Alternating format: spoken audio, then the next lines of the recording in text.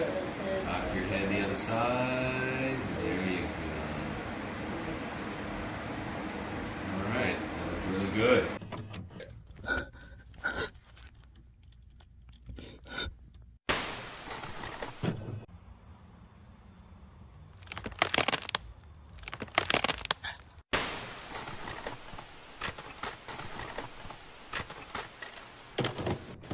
Hey, what's up, everybody? Welcome back to Voices from the Mausoleum, and welcome to a very special episode of Found Footage Fridays with my co-host, Tom Reimer. A very special episode for the whole family. For the whole family. You said that last week, too. If you are new to Found Footage Fridays, Tom and I covered a film, it's been several months ago now, called Butterfly Kisses, which was one that we both thoroughly enjoyed. We had nothing but really good things to say about it. We were fortunate enough that someone from the film reached out and was interested in coming on. So today we are revisiting Butterfly Kisses and talking with Carl Porter, who is the concept artist for the movie. Sorry. For Butterfly Kisses. So thank you so much for making time for coming on and talk to us. We're excited. Yeah, thanks for having me. Yeah. So we're going to do some background stuff, talk about some behind the scenes, lots to talk about. We have a lot of love for this film. Do you want to start by just kind of giving us a general kind of background, things that you've done, other projects you've worked on, and then, kind of how you ended up on Butterfly Kisses? Sure. I met the director many years ago through someone I used to date. We worked on a couple of small projects together, and then I worked on his first feature-length film, Roulette. Okay. But I didn't come in until the end, so I did a couple of visual effects for that and poster art, stuff like that. And, some years went by, and we did this. We worked on a couple of music videos and commercials, even for a urology office together. But yeah. Different from a horror Little bit. movie. I guess that depends on how you look at it. Different kind of found footage. Okay, so when you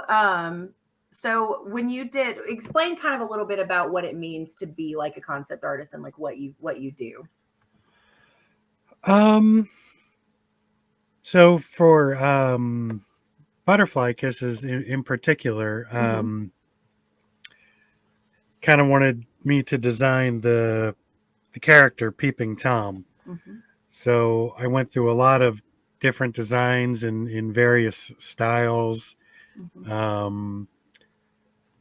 that kind of thing, and I tried to kind of design other aspects of it too, like Sophia Crane's room, when you see all the stuff on the walls. Yeah. Other little design elements too, I kind of designed the look of the box, but Nick McMahon actually made the box of tapes that was found. He put that all together. So just kind of trying to design everything to keep it tied together, but for Butterfly Kisses in particular, trying to do different styles to make it look like it's, a lore that's been around for a long time. Yeah, I would say mission accomplished, right? We talk about lore a lot on this show, and I think that was one of the reasons why Butterfly Kisses was, I think, cumulatively one of our highest rated episodes or movies that we've discussed. So were you part of coming up with the idea of Peeping Tom, or was that an idea that existed that someone handed to you and then you sort of fleshed it out from there? The writer-director, Eric Christopher Myers, he came up with the whole thing. When he does a project, everything's kind of his baby. Yeah. But when it comes to kind of, getting an idea fleshed out and stuff like that, that's when he would reach out to me and be like, I got this thing in my mind. I need you to do it and make it look like something. So, Yeah. Yeah. Peeping Tom is for people, if you haven't seen this movie yet, terrifying character. Yeah, because another thing we talk about a lot when we do movie reviews for Found Footage Fridays is, you know, we watch a lot of found footage movies, and some of them have, you know, really great characters, or they'll have like a really great story, but they're not really scary, or they're not super engaging, or they didn't linger after we turned them off. And this was one that I think we both said pretty much checks all of those boxes. The design for Peeping Tom and the way that this moves as he gets closer and closer, and these and all of those elements, like it's really it's genuinely unsettling to watch unfold on film. Yeah, it was Eric's idea to have the character sort of like in a top hat with a trench coat look, and that's kind of all I was given. And then like Okay. one time we had a meeting, we all got together, and we all of us in the room, I think there were probably about 5 or 6 of us, just kind of spitballing ideas off of one another while I sat in Photoshop and just kind of kept drawing. Yeah. You know, trying to do whatever.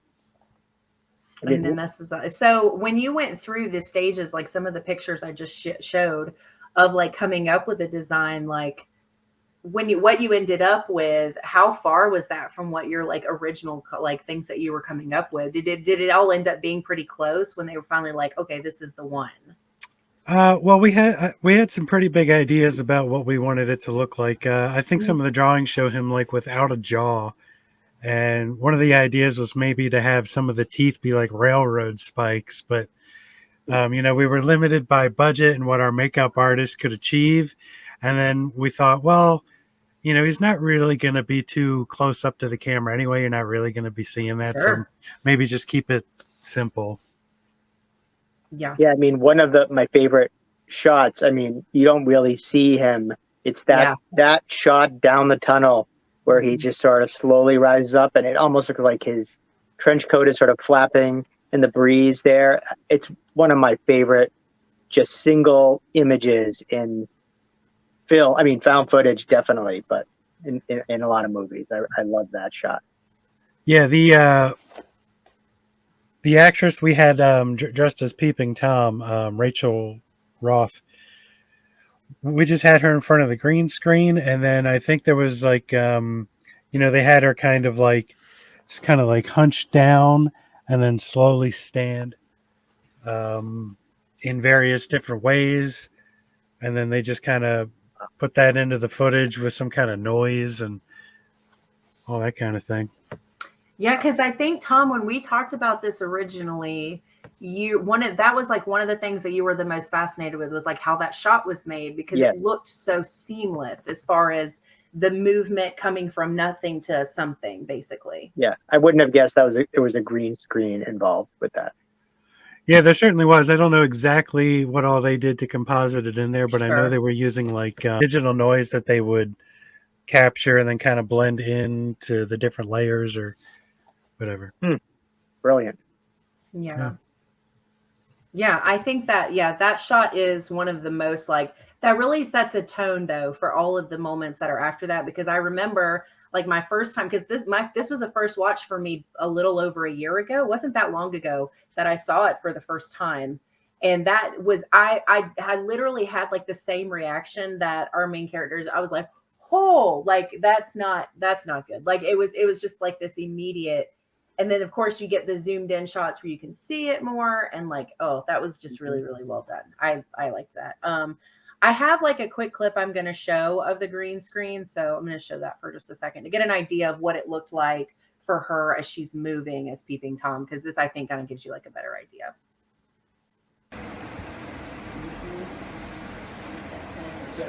Pop your head the other side. There you go. All right, that looks really good. That's unsettling just watching that in front of the green screen. I was just thinking the same thing. Oh, yeah, I was just thinking the same thing. It was a long day. Was it was. Yeah. Oh, I can't even imagine. I'm sure she spent tons of time just standing and like trying to get like the perfect like it. Yeah, I can only imagine. Yeah, and the makeup took quite a while because it was layers of latex and even clay. The makeup artist used clay just directly on her face and then covered that with latex and cotton. Yeah. That's so cool. And it just looks, I mean, even like without it being far away, like this, even up close, like this would have been unsettling if there had been like more, like this wouldn't have been one that I think could have been like ruined by being up close. Cause it still looks super uncomfortable. Like I don't like, as you can see the structure of the face, but it's so well defined with the buildup around the cheeks and it's super, super unsettling. That design is so good. Like it worked so well for me. So before I have a question for before you did. I know this is maybe not in the order Angel wanted me to go, but it doesn't matter. We're not professional. It's fine. Yeah. So prior to this movie, did you have, this is Found Footage Friday. So like, did you have, an interest in found footage films before this movie? Yeah. When I first started seeing the advertisements on television and on the internet back in 1999 for the Blair Witch Project, I was so sold on the idea I couldn't get to the theater fast enough to see it. And it all came full circle for me because I ended up working with a guy named Jamie Nash on one of his first films called Two Front Teeth, and he later did a film called Altered with Eduardo Sanchez. Yep. And then Ed's in Butterfly Kisses, and we got to go to his house and shoot. He gave us a whole tour of his basement, which is massive and just full of everything Star Wars I've never seen. He even had a little Yoda figure with a little Blair Witch necklace on it, which was pretty fantastic. Cool. Very cool. That's very cool. Well, Blair Witch is the movie that started it, I think, for all of us. So yeah, me too. Yeah. Very cool. The Holy Grail or whatever of found footage. Yeah. I was going to say, when you said Blair Witch, I was immediately like, oh yeah, because he's in this. He's the one that calls the studio and like. I forgot that. I totally forgot. I just rewatched it. It's like super fresh in my mind. Because that was one of the things I forgot about too. And then when I rewatched it, and that scene when he's in the studio is so heartbreaking. Like it's so sad and I'm so frustrated for him. And then the way he he sits up straight and he's like getting ready because they tell him that, that he's coming, or that Ed Sanchez is coming in to talk on the call. Oh my God, so good. And then he just tears it to pieces. And I'm like, oh my God. Yeah, and we didn't tell the actor Seth Adam Kallick, who played Gavin York. We didn't tell him that Ed Sanchez was going to be calling into the show. I mean, he kind of had a suspicion that maybe we might do something like that, but yeah. Wow. Yeah, so his reaction was very genuine. Yeah. Oh, that makes it even better. Well, and that's like one of the things that we get bothered by, I think, at found footage is when it's not believable or it doesn't feel real. And so to hear that's how that scene was set up. That's really cool. The whole movie was kind of done like that. Like when they started doing auditions for the film, people who were coming in to audition didn't know what they were auditioning for. They were given a fake script about a Bigfoot film. Really? Yeah, so they had no idea what they were going to be doing. And the script was basically more of just an outline, and everything in the film is completely improvised. That's awesome. What? Yeah. So there was just like a framework for the movie? Basic framework. And like when we did interviews with some of the like the psychiatrist or Matt Lake, we'd give them like a general overview of like, here's what's going on. These are kind of the responses we might be looking for when we're asking you questions. And we'd show them some of the found footage, because all the found footage was shot almost, it's its own movie. It is a full length film on its own that we shot. So we'd show it to them and, get their reaction. And some of those interviews went on for a long time. That is, I would have never guessed that, because Tom, what other movie did something similar to this, but I hated? Which one? No, Creep. I don't. Oh, I don't hate Creep. Is completely improvised. The only difference is there was no organization like what Carl's saying, but it was it was 100% improvised, and I already didn't like it. And then the fact that it was completely improvised annoyed me. But in this case, it impresses me because I would have never freaking guessed that. See, I I like creep. I know.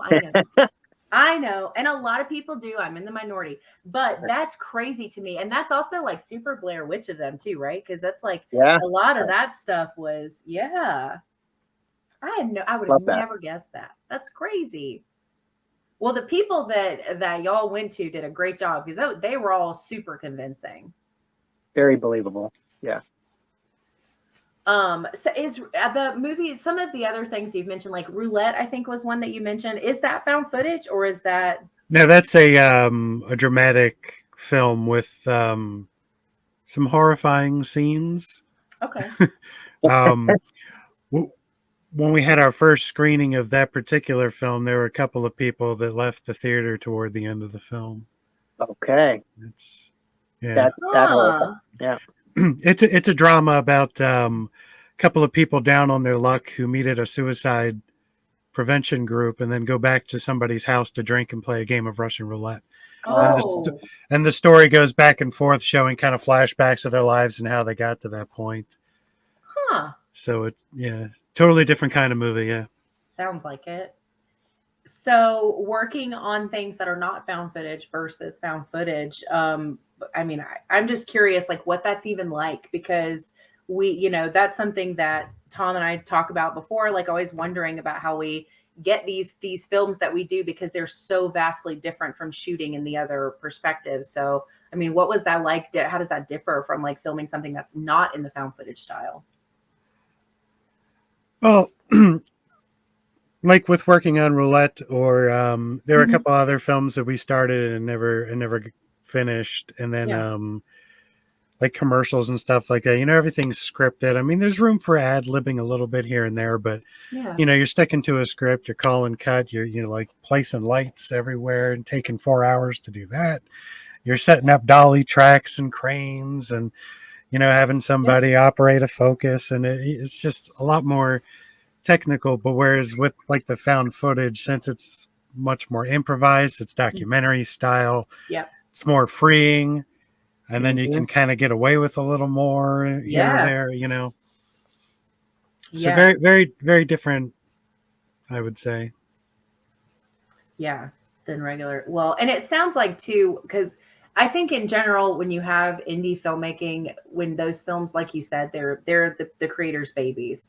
And I've seen that just from other conversations I've had with other indie filmmakers, to be able to, like, hearing you talk about them saying like, oh, hey, this is what I want. I need you to make it happen. Like, it sounds like it's also like a really kind of close-knit thing. There's a lot of trust involved. It sounds like too, because you are working under such like open kind of environment as far as filmmaking goes. So it sounds like it had to be a lot of trust involved. Yeah, definitely. Yeah. So, okay. Other than Blair Witch, what are some other like found footage movies that stick out for you? I know it's on like its own level of existence. The name of it escapes me now. It was made just before Blair Witch, about the Jersey Devil in the.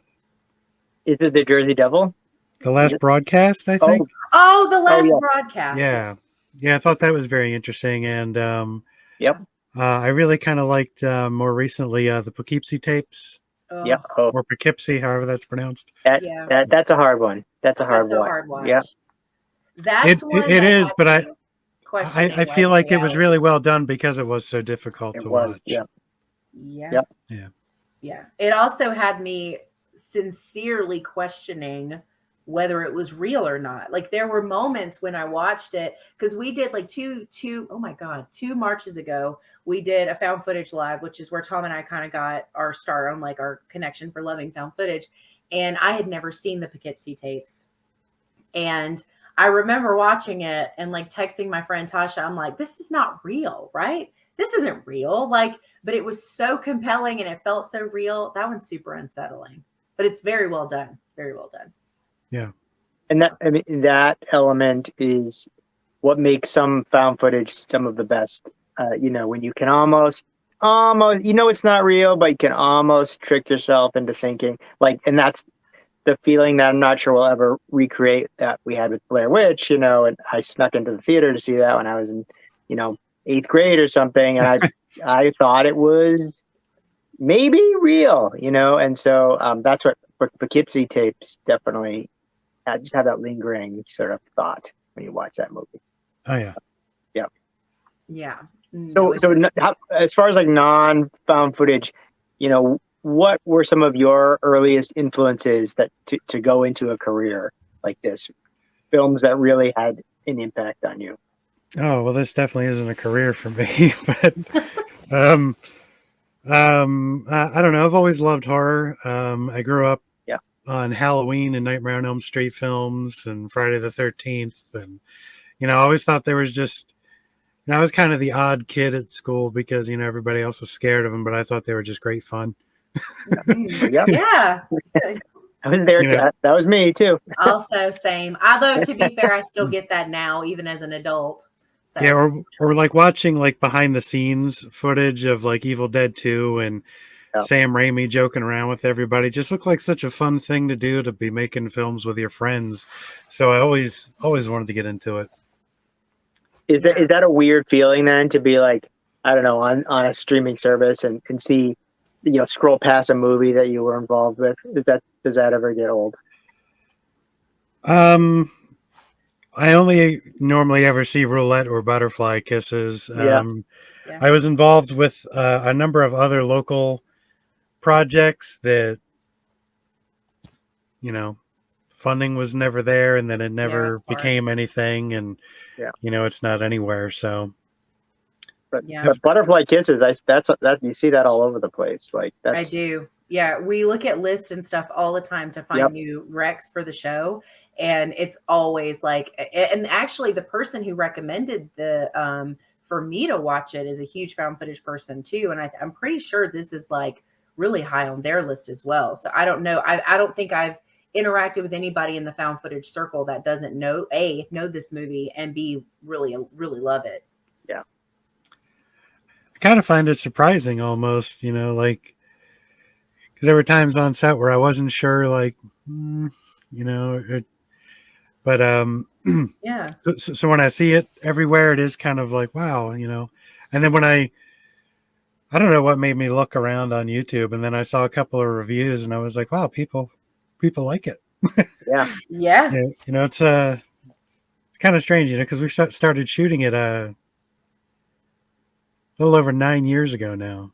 God, I guess yeah. Yeah.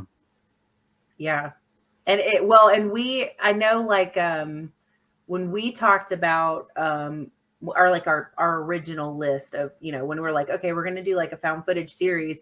I want to say this was like one of the of a handful of ones that we knew we wanted to talk about. This was one of them. Butterfly Kisses was one of them, because we both really liked it so much. Not only did we rate it really highly, but like it got some of the most views of any of our episodes as well. Like it's really sort of an underground. I don't know if I would say underground. Would you say that, Angel? Like there's a found footage community, and people really love this movie.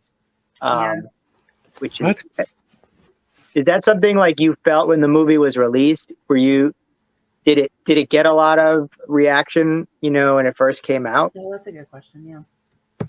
I honestly don't know. When we when we wrapped shooting, I was a little tired, and I kind of checked out of the whole scene for a while.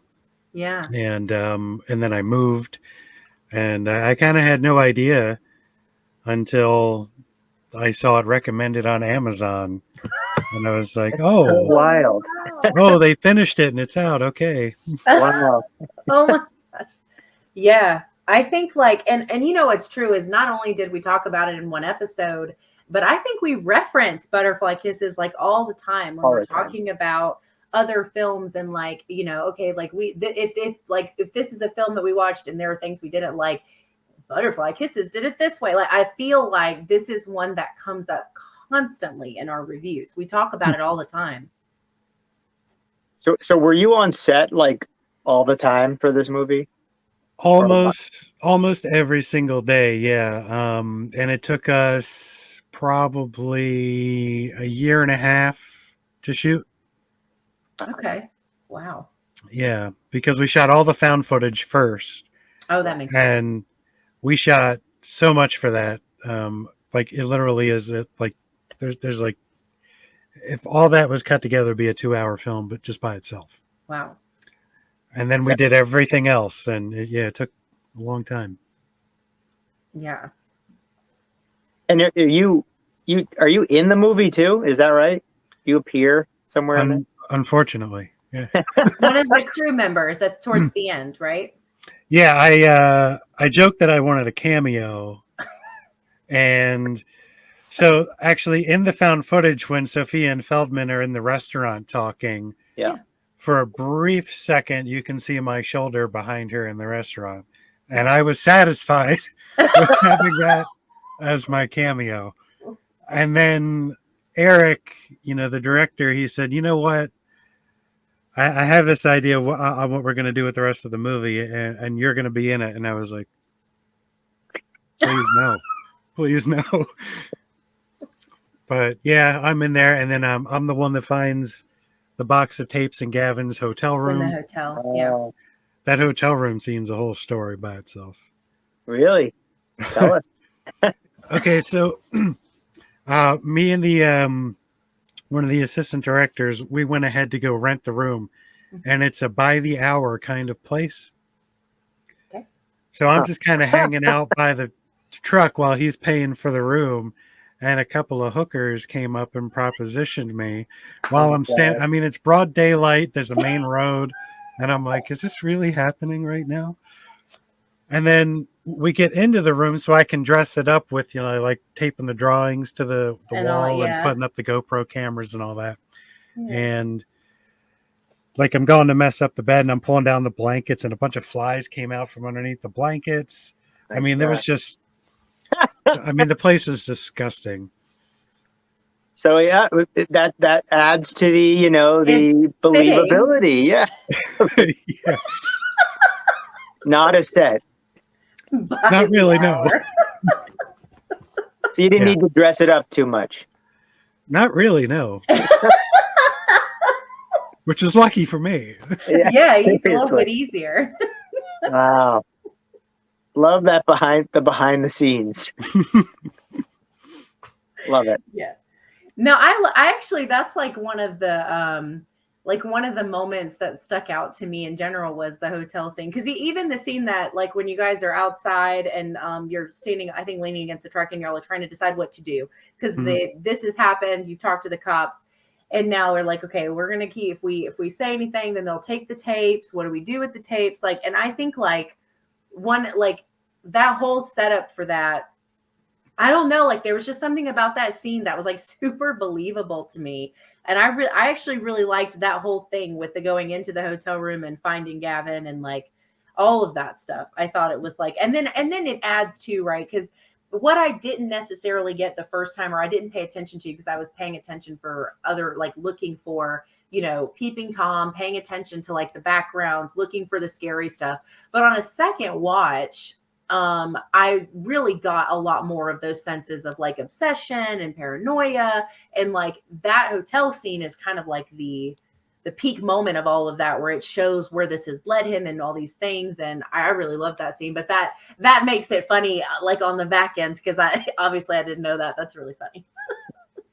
And in the film, just before the scene with the hotel, when we're meeting up with Gavin at night out at the tunnel, there's a whole deleted scene where Gavin had contacted other people to come and try and stare down the tunnel with him, and gets into a big fight with them. And that was the whole thing. But I think they just cut it for time because the pacing. And then they thought, Gavin already looks enough like an asshole throughout the whole film. We don't really need it. He really does. He starts out like I started out feeling like really bad for him in the beginning, but then his arc kind of takes you in like a different direction, because you're just like when he comes home and he's like mean to his wife, and then it all just goes like down from there. You're just like, I don't know what it was about Gavin. I felt like he was somebody I knew. Like he reminded me of somebody. Yeah. So he felt like a real person. Yeah. I think I feel the same way about the two students. I felt like everybody Yes. in this was like Yeah. super compelling and super like believable on pretty much all fronts. I think my favorite, and I cannot think of his name, but the guy that did the original interview, and then when they finally track him down, he and Gavin kind of have words, and he's like, "I'm done. We're done." Matt Lake. Yeah. So he was like one of my favorite interviews. Like he was so believable in both the original interview, originally where he's talking about the lore and how to set it up and everything. Yeah. And then later when we see Gavin kind of snap and he's like kind of attacking and he's just like, you know what? Done. Like I'm That seems done. great. Yeah. Like all of that was just so believable. Like it was just so good.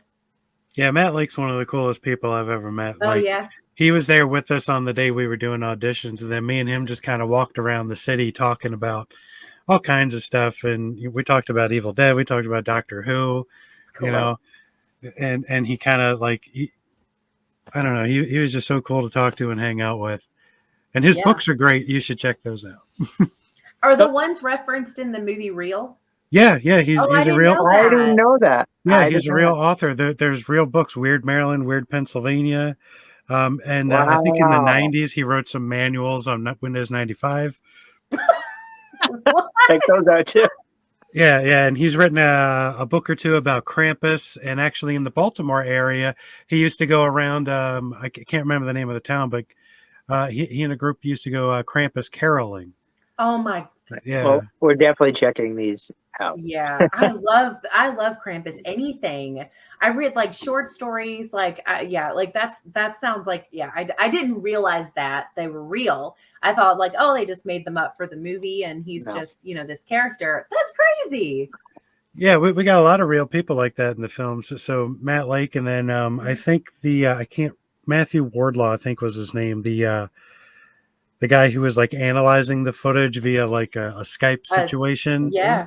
Yeah, I think he actually works on like Bigfoot TV shows or something like that. So he's like a real video analyst.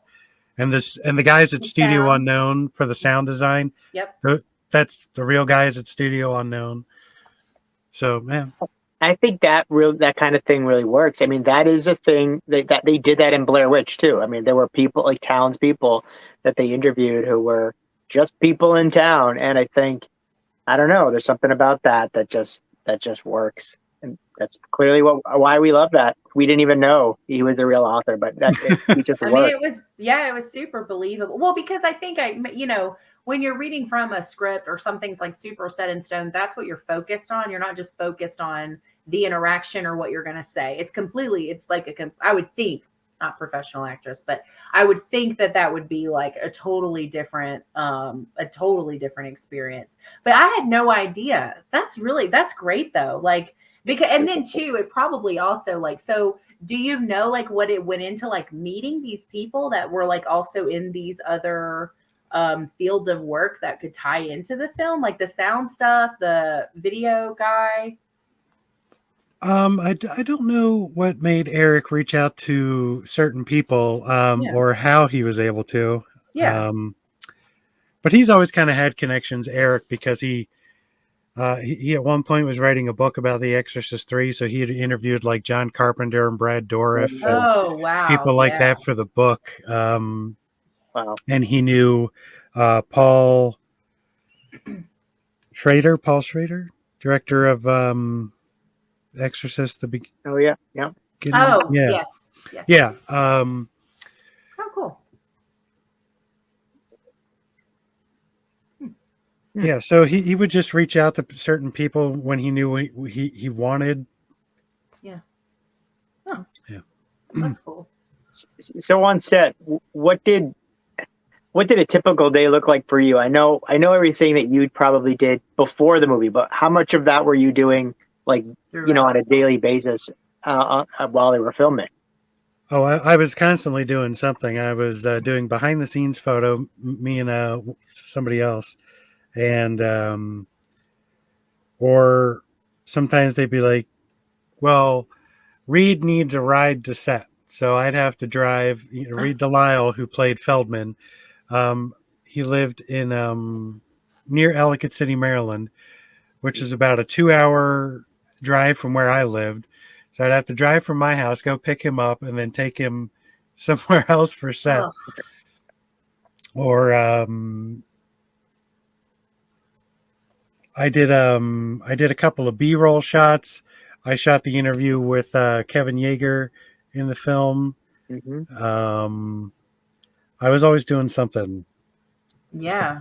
You wore a lot of hats then. I was gonna say, yeah, I did. Yeah. a lot of different things. So what were some like things that came up that kind of threw a wrench in the plans, like complications, difficulty, like especially because this takes place in a bunch of different places. Mm-hmm. So there's a lot of locations, a lot of moving parts. Like, how was there a lot of complications? Did everything kind of flow seamlessly? Everything went pretty smooth for the most part. That's good. You know, I can't really think of any things that were real, big hurdles to get That's over. good.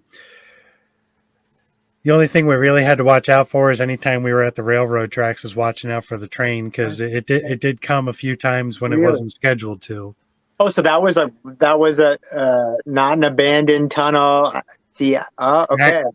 Active railroad, which they had asked me to get a shot on video from the opposite side of the tunnel, and while I was midway through the tunnel, I heard everybody screaming at me, and I turned around, and here comes the train. Oh my god! So I had to hug the wall and pray as the train came zooming by me in the tunnel. And were you rolling the whole time?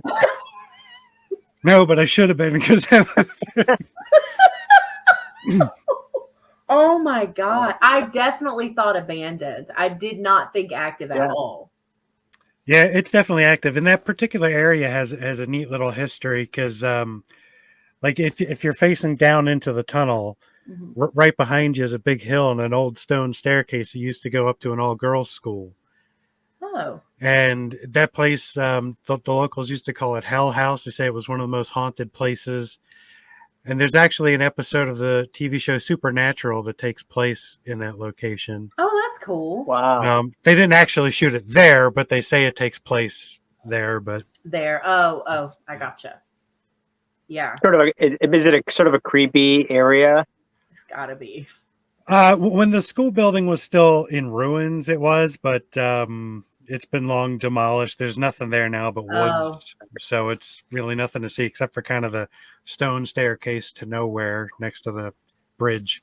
But this tunnel you could go. This is like for people who like to visit, Locations. filming locations from their favorite horror films. This is a place they could see. Yeah, you could go up there. I would not recommend walking across the bridge or going into the tunnel. Now we know. But, yeah, and then just down the way from the tunnel is like a little park area with walkways and paths and a little waterfall and stuff like that. So and then just down the street from the tunnel is the whole town of Ellicott City. Tons of antique shops and all that kind of thing. So. Yeah. So were a lot of locals that were interviewed in this movie, were they actually just like people from around town, or were they actors? I think there were only 1 or 2 actors we got to stand in place, and I can't remember exactly who they were, but everybody else were just random people we stopped. Yeah, that's what it feels like. They feel like it feels genuine. Yeah. Yeah, we'd stop them and be like, "Hey, you want to be in a movie?" They'd be like, "Yeah." And then we'd be like, "Okay, here's a release form you got to sign, and here's what we're doing. Here's what we want you to talk about." And it worked. Yeah. Yeah. So when I know you were given like top hat and like a little bit of things, and then you just kind of like ran with what came to you. Was there anything or any things in particular that you drew inspiration from when you were creating Peeping Tom? I've always thought that kind of a faceless creature or entity is always kind of the creepiest to me. The blank slate, which is why I love Halloween. Or Friday the 13th, because those masks are so blank. Yeah. So I've always just thought that was Nice. Yeah. So I just thought, keep it. I mean, I did a lot more complex looking things, but I just thought simpler is probably the best way to go. Yep. I mean, I think it works. I think you're dead on with faceless. It's kind of like anything that has like a shell of a human appearance but isn't human. There's just something it's like mannequins. I don't know, like there's just something unsettling about that. And like, so because it kind of made me think of and it still looks completely different, but just like kind of made me think of like what made Slender Man so effective, because he doesn't really have a face at all either. But I think the addition of, you've got the black marks to show the outline of eyes, you've got more definitive cheekbones, you've got a full attire and these different motions, like that makes Peeping Tom like really effective. That definition that adds those like human pieces to something that does not look human. And there's just something about that that's like utterly terrifying. Yeah, I was trying to push for some longer eyelashes. But it didn't really read on camera anyway, so it didn't matter. But have you ever heard of the character or creature Spring-Heeled Jack? No. Back in the 1880s with Jack the Ripper, some people blamed it on some sort of a cryptid character named Spring-Heeled Jack, which was said to be like an entity in like a Victorian clothing with a top hat and could jump like over a building, had blue breath, was kind of faceless except for a giant smile that it would get on his face. Oh my God. When it saw its victims. And so I think Eric drew a little bit of inspiration for Peeping Tom from that particular character because he's very into cryptid stuff. I have not heard about that, but I'm going to read up on that now. That's awesome. Awesomely terrifying. I love that. I feel like 1880s Victorian England is just, I mean, obviously you got Jack the Ripper, but that's a just perfectly horrifying time period. So very cool. Yeah, I've never heard of that one, but that's it. Yeah, that's crazy. I'm with Tom. I want to look that up. That sounds awesome. I think the design for Peeping Tom is such a great, like, because one of the other things we talk about a lot is whenever we get like creatures or spirits or ghosts or whatever, is like one movie we did recently, we like see it way too much and there's too much like, it's the same thing, but there was something about the use of Peeping Tom that I never got comfortable enough to not be worried about him, if that makes sense. Like there was always that foreboding thing, especially that realization in the film where they're like, oh, he's getting closer. Like, and just that whole concept of like the way he looks and the motions that are being made and the getting close, like all of that is just like, I never got used to it to the point that I was just like, he didn't bother me. Like that never happened. Yeah. Garrett.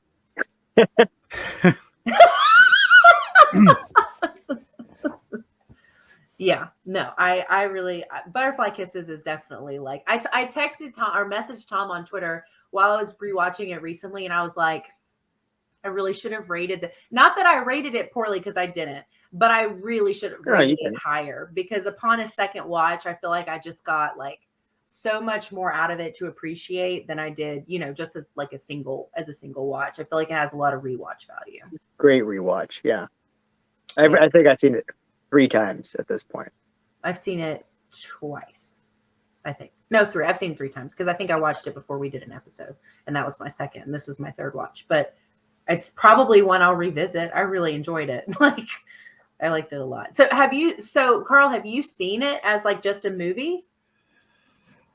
It was very difficult to actually just watch it as a movie the first time because I'm remembering everything. Oh God, I know. Yeah. I can only imagine. As it's all playing by as I'm watching it. But I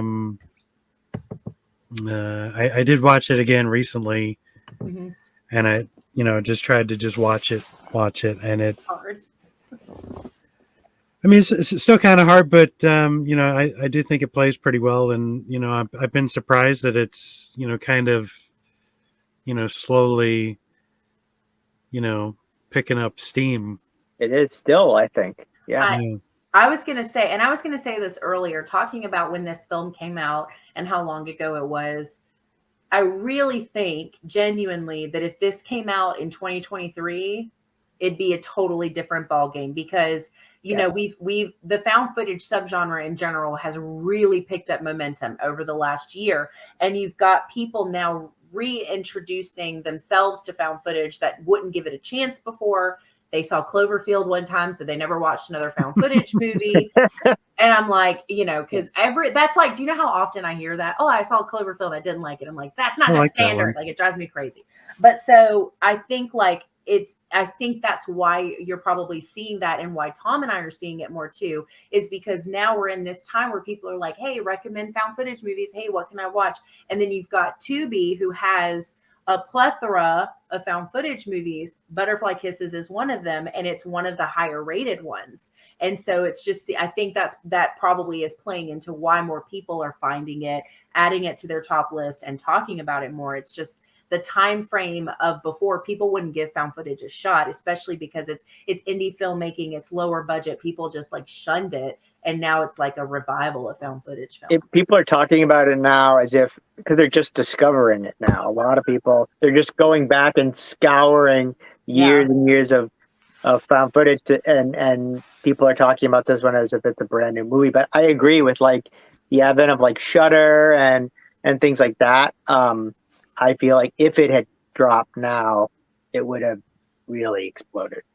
Yeah. But yeah, I think you're going to continue, and I think we'll continue to see it getting up there and people paying attention to it, because I mean, like Tom said, it's one of our better rated views. It has a lot more views. And I want to say that was one that I had people reaching out to me who watched it after seeing us talk about it. Because our normal reviews are, we do half unspoiled and then we spoil it after the fact. But people who went to watch it and were like, oh, this was such a great rec, I'd never even heard of this.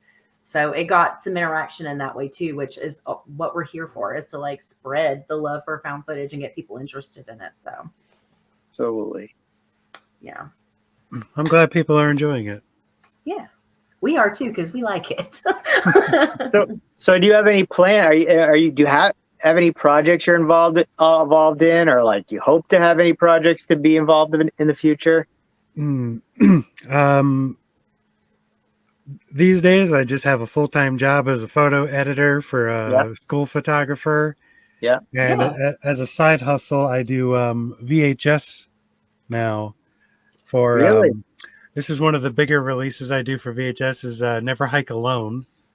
Oh, I've heard of that. I have too. It's a fan film. Pretty big. It's got Tom Matthews in it from Friday the 13th Part 6. Yeah. Yeah, I do all their VHS releases for their GoFundMes and stuff like that. That's cool. Isn't there like is there a sequel coming out to that? Or I think yes. Yeah. I have a friend that's an extra in the sequel, at least maybe the first. Josh from Nightmare on Woodsboro Lake. He was in, he just posted pictures about it on Instagram, I think, about we're getting to do some stuff on the second one, I think. Oh, great. Yeah, because they also did Never Hike in the Snow. So there's Jason in the snow. Very cool. Very cool. Very cool. So is VHS making a comeback then? For some, I kind of got into it in a very accidental way, but it's making me some extra money to pay the bills. So I wouldn't mind if VHS made a full comeback. No, I love it. I mean, I got a ton of them here, and I kind of got started just making my own like new ones on myself. Yeah. And posting them on Instagram, and then people were suddenly asking me like, "Oh, can you do one for me? Oh, can I you bet. One for me?" Yeah, I made my own kind of retro style butterfly kisses. Oh, That's so cool. I love VHS. that. So where if people can people like reach out to you to have you do this, or is there a way we can find you somewhere? Oh, yeah, on Instagram I'm tapewormvideo. Okay. I have a website and everything, but people don't really visit it. They visit my Etsy page instead. Oh, you have an Etsy page. Okay. Yeah. Same tapeworm video on Etsy, or Yes. okay. Yes.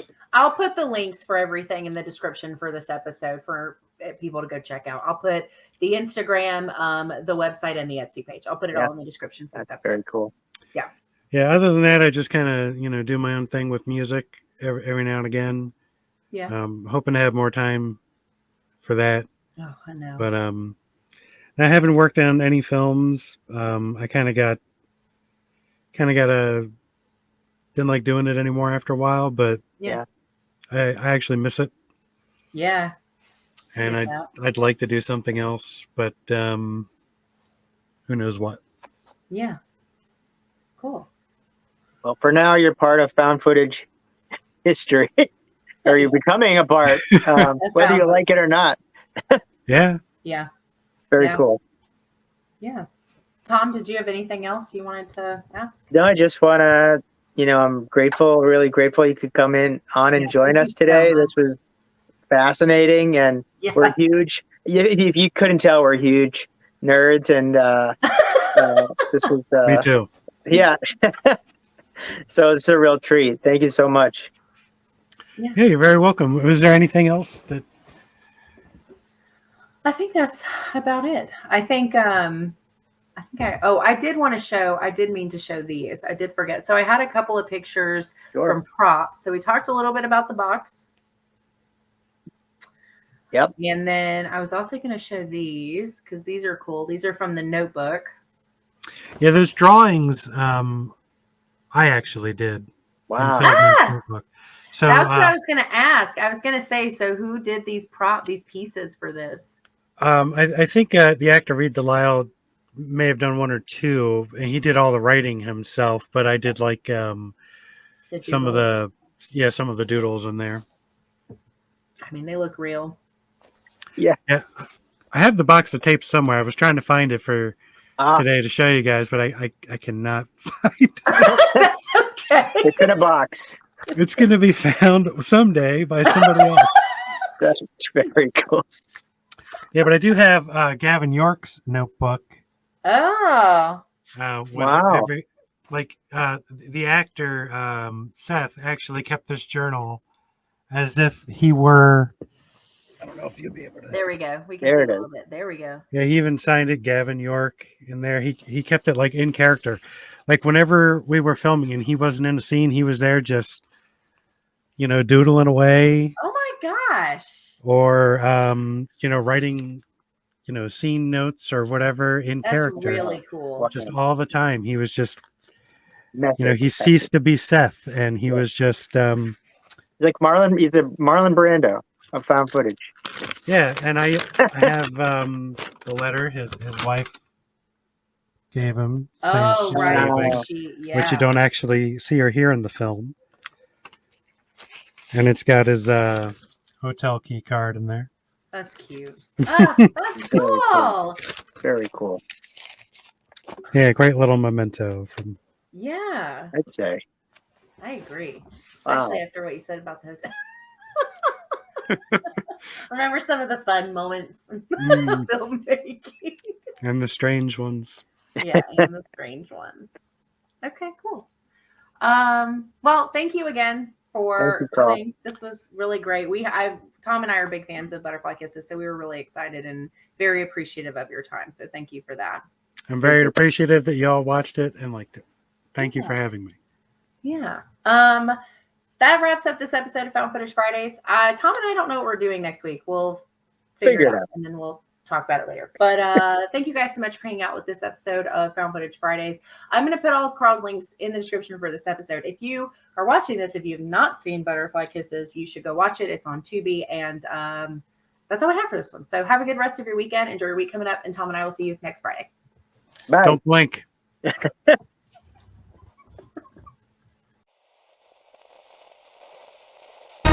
Bye.